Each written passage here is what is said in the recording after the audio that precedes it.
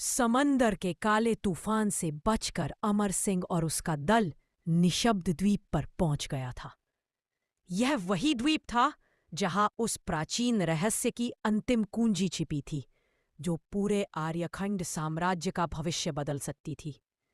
जैसे ही वे अंदर बढ़े, हवा अचानक ठंडी हो गई। पेड़ स्थिर थे, पत्तियां भी नहीं हिल रही थी, मनो जैसे समय ठहर गया हो। महाराज, ये जगह साधारण नहीं, यहां किसी की नजर हम पर है। अमर सिंह ने तलवार की मूठ कसते हुए कहा, सावधान रहो, यह द्वीप हमारी परीक्षा है। मंजिल लड़ी।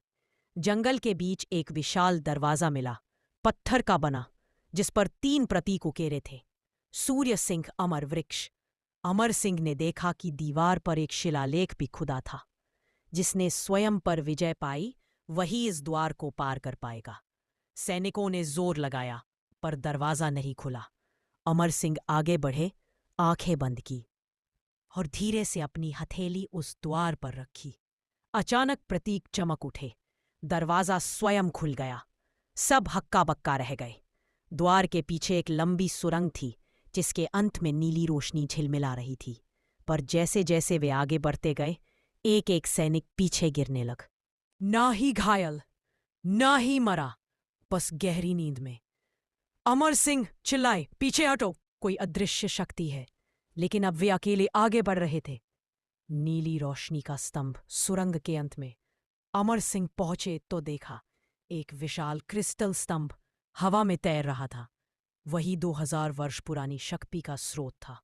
तभी एक आवाज गूंजी, अमर सिंह, क्या तुम सच में इस शक्ति के योग्य हो? अमर सिंह ने तलवार उठाई। मैं अपने साम्राज्य की रक्षा के लिए आया हूं, शक्ति पाने के लिए नहीं।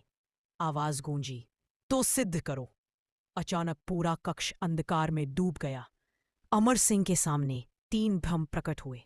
उनके पिता की मृत्यु, उनका खोया हुआ बेटा, उनका बिछड़ा हुआ मित्र जो उनसे धोखा कर चुका था। आवाज बोली, इनमें से एक को बचा सकते हो, बाकी 2 हमेशा के लिए खो जाएंगे। अमर सिंह की आंखें भर आईं, पर वे अडिग रहे। उन्होंने तलवार नीचे रख दी और बोले, मैं किसी एक को चुनकर अपने हृदय से विश्वासघात नहीं कर सकता। अगर बलिदान ही परीक्षा है, तो मैं स्वयं को अर्पित करता हूं। सन्नाटा छा गया। नीली रोशनी फट पड़ी, क्रिस्टल से प्रकाश फूटा, पूरी गुफा हिल गई। और शुरुआत से अब तक की सबसे रहस्यमय आवाज ने कहा, अमर सिंह, तुमने स्वयं पर विजय पाई है। अब यह शक्ति तुम्हारी नहीं, तुम्हारे साम्राज्य की है।